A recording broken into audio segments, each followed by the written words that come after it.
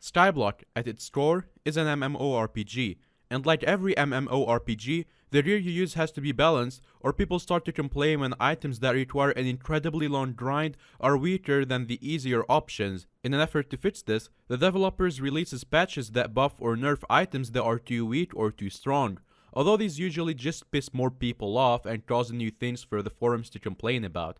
So today, I'm going to discuss why Skyblock items are not well balanced and what needs to be changed to fix this. Also, here's a quick fun fact. Watching this video will give you plus 2 IQ points, and subscribing will give you plus 69 swag points and get you in the under 50k swag gang. Okay, whatever, that was strange. Back to the video. So first, let's look at an example of a well-balanced item. Superior Dragon Armor is the current endgame right now when paired with a Legendary Dragon. The grind to get this with luck is, of course, immense. To buy with coins, it's going to cost you over 400 million coins, and the chance to actually get the Legendary Dragon pet from each dragon is 0.04%. That's assuming you get the weight to get the drop each dragon. The trade-off is, of course, the greatest Berserker set in the game with crazy high damage and effective HP. Obviously, not everything is well balanced, like at all. Wise Dragon Armor with a sheep pet is about 50 times cheaper than Superior with a Legendary Dragon, and yet in terms of effectiveness in dungeons are almost entirely identical. There's no real way to improve your mage stat beyond this, and the only reason it's way cheaper than every strong dragon armor is because in terms of actually grinding, it is useless. And that is where the root of Skyblock's balancing issue set from. In every other MMORPG, you can grind as a mage, grind as an archer, grind as a tank, grind as whatever class you're playing as, and a great example of this in Minecraft is Windcraft, but that's the topic for another video.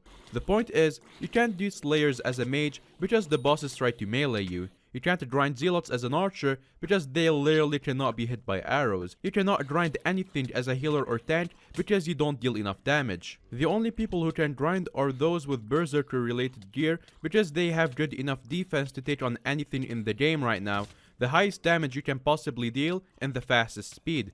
Even the Slayer boss's gear are all Berserker gear, except Mastiff, but even the Pooch Sword basically removes all disadvantages of the tank.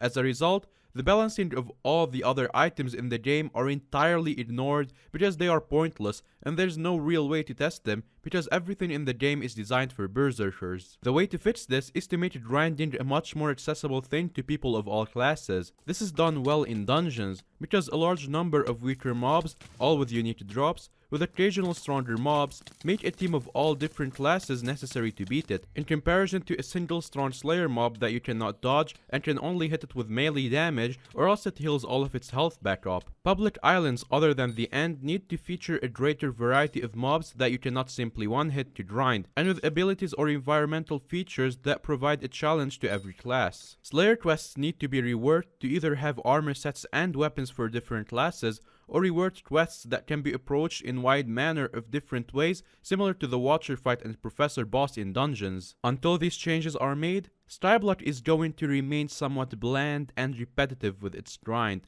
and whatever the next public island after the end is, it has to be something a lot more interesting than one-hitting Enderman with occasional, money-wasting boss fights, or else, Skyblock's player count will begin dropping.